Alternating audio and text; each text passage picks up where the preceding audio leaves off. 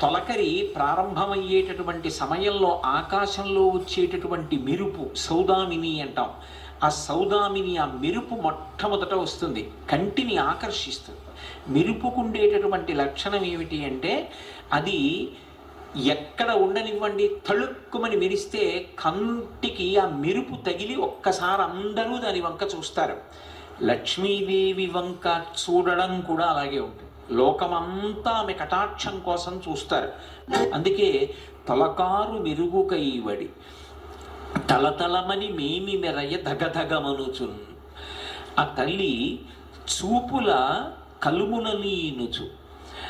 అలాగే చెలువంబులు మొదట పుట్ట మొదటి టెంకి సిరి పుట్టెన్రుపా అంటారు పోతన గారు భాగవతంలో క్షీరసాగర మథనఘట్టాన్ని వర్ణిస్తూ.